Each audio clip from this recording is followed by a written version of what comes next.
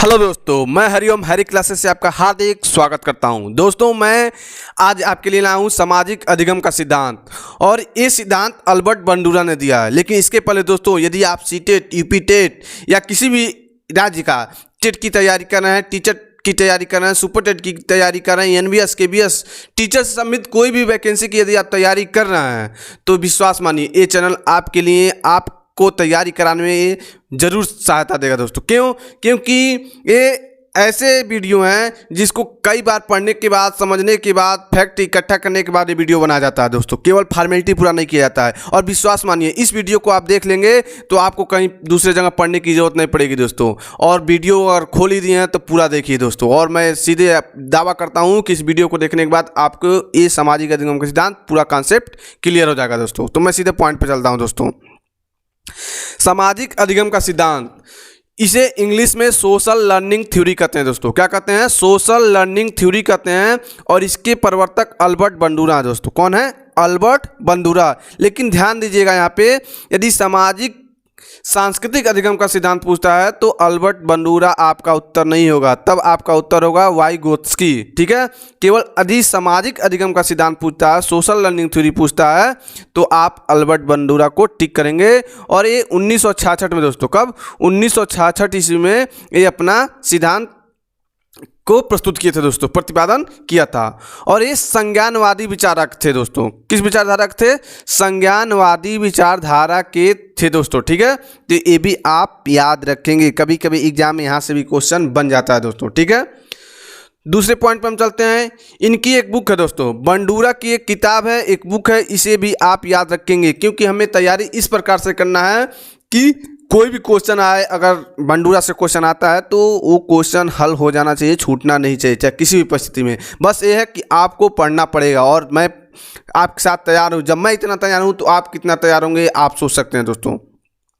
Social foundation of thoughts action, social foundation of thought action किसकी book है? तो Albert Bandura की book है दोस्तों। ठीक है। किसकी बुक है? अल्बर्ट बंडूरा की बुक है दोस्तों।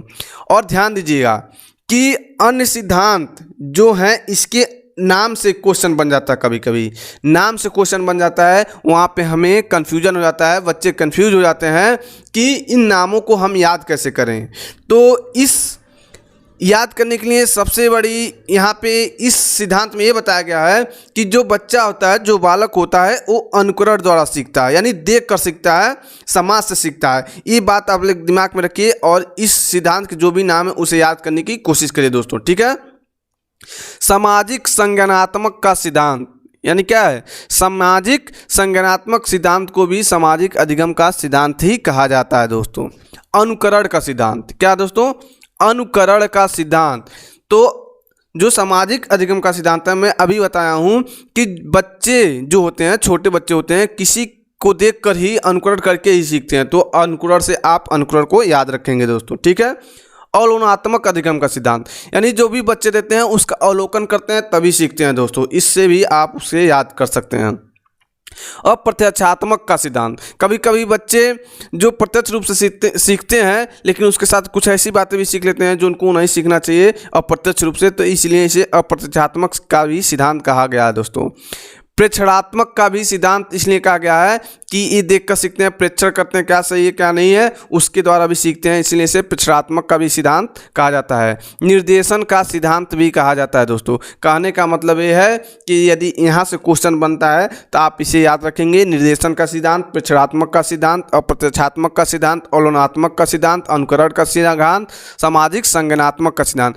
कभी कभी नाम से क्वेश्चन बन जाएगा, तो मैं ये नहीं चाहता हूँ कि यहाँ से क्वेश्चन आए और आपका छूट जाए, इसलिए मैंने इन सभी नामों को एक जगह इकट्ठा करके आपके सामने दिया हूं दोस्तों। ठीक है दोस्तों। तो मैं सीधे पॉइंट पर चलता हूं। और पढ़ाई ऐसे होनी चाहिए, भले ही आप मुझे नहीं देख रहे हैं, लेकिन पढ़ाई ऐसे होनी चाहिए कि जिससे आपको लगे कि मैं आपके सामने पढ़ा रहा हूं दोस्तों। ठीक है। इसलिए मैं आपको पढ़ाने का प्रयास कर रहा हूँ जिससे आपको समझ में आना चाहिए, रटना नहीं चाहिए, समझ में भी आना चाहिए दोस्तों। ठीक है। तो मैं सीधे पॉइंट पर चलता हूँ। दूसरों, अल्बर्ट बंडूरा ने प्रयोग किया था दोस्तों।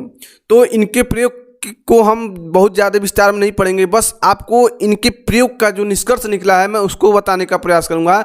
लेकिन क्योंकि वीडियो लंबा हो जाता है तो आपको पढ़ने में दिक्कत होता है, तो मैं सीधे पॉइंट पे चलता हूं।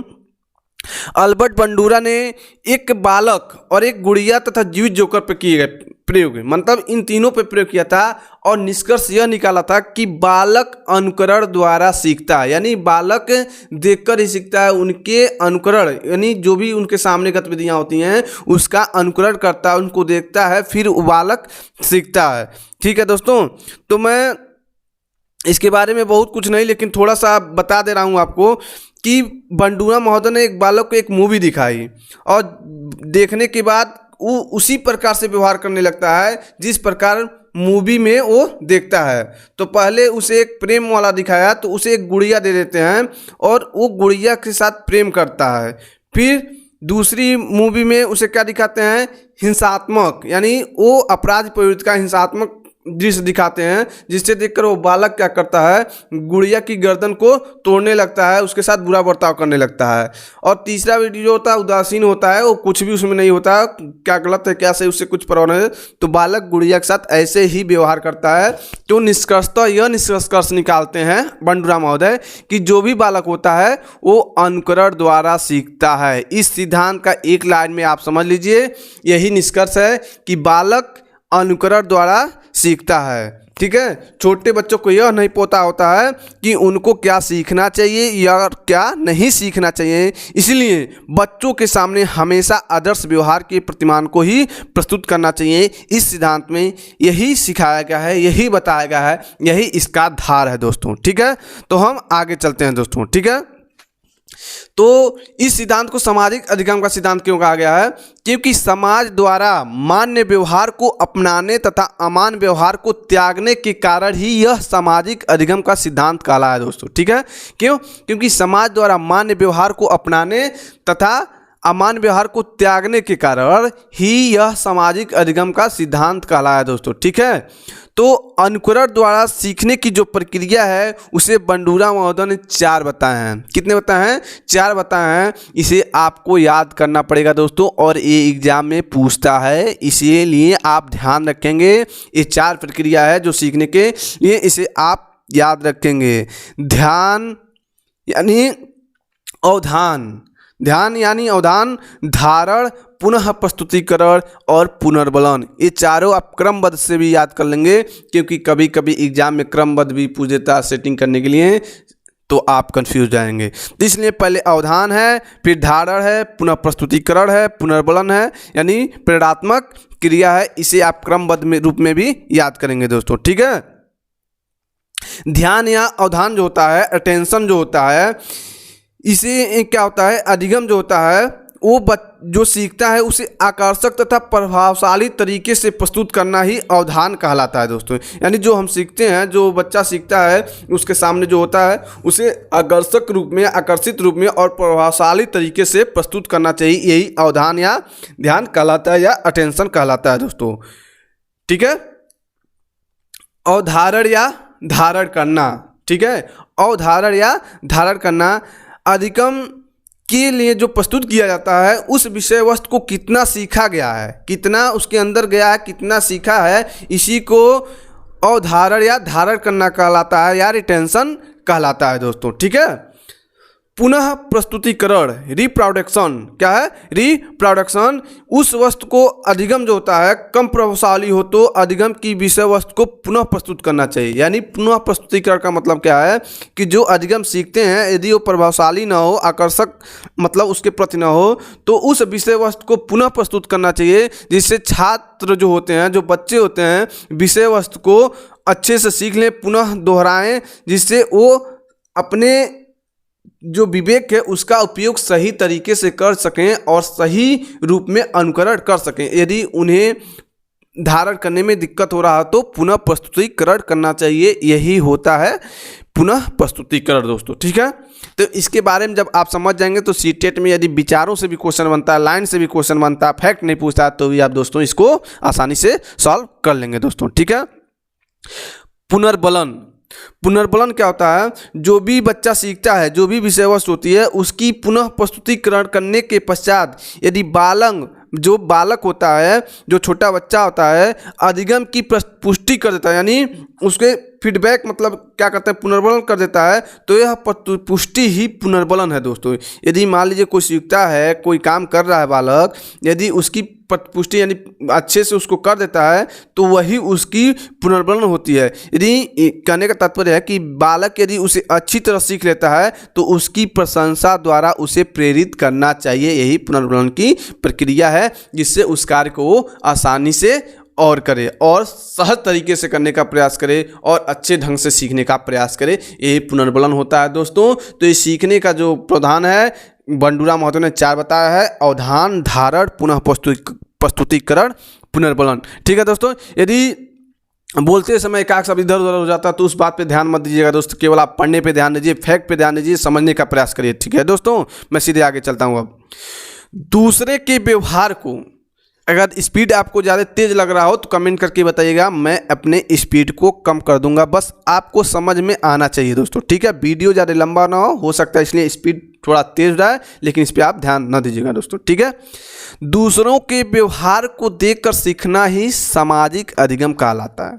कह रहे हैं कि जो दूसरे को देखकर, यानी दूसरे का जो व्यवहार होता है उसे बच्चे देखकर सीखते हैं, सीखने के बाद उसका अपने जीवन में उपयोग करते हैं, यही सामाजिक अधिगम कहलाता है दोस्तों। ठीक है, तो ये चैप्टर आपका समाप्त हो चुका है और इसके शैक्षिक महत्व को भी हम समझ लेते हैं, क्योंकि शैक्षिक महत्व से भी क्वेश्चन बना हुआ है, तो बहुत ही वेरी इंपॉर्टेंट है, जिसे आपके लिए समझना और याद करना दोनों जरूरी है। तो वीडियो को देखिए, समझिए और पढ़िए। ठीक है दोस्तों, कक्षा कक्ष में बालक के सामने सदैव आदर्श व्यक्तित्व वाले प्रतिमान ही प्रस्तुत किए जाने चाहिए। यानी कहने का तात्पर्य है, इस सिद्धांत के अनुसार यह सीखने के लिए मिल रहा है कि कोई भी अध्यापक, कोई छात्र हो, क्या माता पिता हो, बड़े भाई हो, वो हमेशा अपने बालक के सामने सदैव आदर्श व्यक्तित्व वाले प्रतिमान प्रस्तुत करेंगे, तो वही बच्चा सीखेगा, उसी का अनुकरण करेगा और अपने गतिविधियों के में, अपने जीवन में उसे क्या करेगा, अपनाएगा। इसलिए हमेशा उसी के सामने आकर्षक व्यक्तित्व वाले, प्रभावशाली व्यक्तित्व वाले प्रतिमान ही प्रस्तुत किए जाने चाहिए, कोई भी बुरा प्रभाव उसके ऊपर न पड़े दोस्तों। ठीक है, दूसरा क्या है, बालक के व्यक्तित्व के निर्माण में यह सिद्धांत विशेष उपयोगी है दोस्तों। सही बात है, यह सिद्धांत ऐसा है कि किसी भी बालक के व्यक्तित्व का निर्माण इसी सिद्धांत पर आधारित होता है। यदि बालक को जिस परिवेश में रखा जाएगा, जिस माहौल में रखा जाएगा, वो इसी हिसाब से अपने व्यक्तित्व का निर्माण करेगा। यदि आप उसके सामने अच्छा व्यवहार कर रहे हैं तो अच्छा उसके अंदर बिहेवियर जाएगा, यदि बुरा व्यवहार करेंगे समाज के द्वारा जो भी बुराई होती है, जो भी अच्छा होता है, छोटा बच्चा कुछ नहीं जानता, वो समाज के द्वारा ही सीखता है। इसीलिए ये सिद्धांत किसी भी बालक के व्यक्तित्व के निर्माण के लिए बहुत ही उपयोगी है दोस्तों। ठीक है, तीसरा पॉइंट क्या है, छोटे बालक सही गलत, जो छोटे बालक होते हैं वो सही गलत में अंतर नहीं कर पाते हैं दोस्तों, इसलिए गलत व्यवहार को अनुकरण के माध्यम से वो सीख लेते हैं। जो भी गलत व्यवहार होता है वो देखकर अनुकरण करके सीख लेते हैं। अतः बालक के सामने हमेशा सही व्यवहार वाले प्रतिमान प्रभावशाली तरीके से प्रस्तुत करने चाहिए, जिससे वो अपने जीवन में अपने व्यक्तित्व के निर्माण में वो आकर्षित व्यक्तित्व ही अपने आप का निर्माण कर सकें, जिससे वो समाज में आने वाले गतिविधियों को, जो भी बुराइयां, वो सुधार कर सकें। इसलिए हमें हमेशा छोटे बच्चों, बालकों के सामने या कोई भी अध्यापक हो उनके सामने हमेशा सही प्रतिमान वाले प्रभावशाली तरीके से ही आदर्श प्रस्तुत करना चाहिए, जिससे वो अपने जीवन में सुधार कर सकें और सही व्यक्तित्व का निर्माण कर सकें। क्योंकि शिक्षा का उद्देश्य सर्वांगीण विकास करना है दोस्तों। क्या है? सर्वांगीण विकास करना है दोस्तों। ठीक है, इसीलिए बच्चों के सामने बुरे व्यवहार, अनैतिक मॉडल से बचाना चाहिए, जिससे वो अपने जीवन का क्या कर सकें, जीवन में अपने शैली को, अपने व्यक्तित्व को एक सही रूप में, एक आकर्षित रूप में, प्रभावशाली तरीके से अपने व्यक्तित्व का निर्माण कर सकें दोस्तों। ठीक है दोस्तों, तो वीडियो आपको अच्छा लगा हो, अगर वीडियो आपको अच्छा लगा हो तो, नहीं लगा तो कोई बात नहीं है दोस्तों, लेकिन विश्वास मानिए कि अगर इस चैनल से जुड़ जाते हैं तो आपके टीचर तैयारी की एग्ज़ाम जो भी तैयारी कर रहे हैं, आपकी तैयारी इतनी मजबूत हो जाएगी कि आपको दूसरे जगह पढ़ने की ज़रूरत नहीं पड़ेगी दोस्तों। बस आप कंटिन्यू लगे रहिए, बस यही है। तो वीडियो आपको अच्छा लगा हो तो वीडियो को लाइक करिए, शेयर करिए और चैनल को सब्सक्राइब करिए और बगल में बेल आइकन को दबा लीजिए, जिससे अगली वीडियो का नोटिफिकेशन आपको जल्द ही मिलेगा दोस्तों। और हैरी क्लासेस इस चैनल का नाम है दोस्तों, तो आप लोग का सहयोग भी जरूरी है दोस्तों। इस चैनल को सब्सक्राइब करिए और शेयर भी करिए दोस्तों, अपने जहाँ भी सोशल जो भी वेबसाइट हैं, जो भी सोशल स्टडीज पढ़ने के लिए आपको मिल रहा है, तो उसे आप शेयर करिए दोस्तों। ठीक है दोस्तों, धन्यवाद।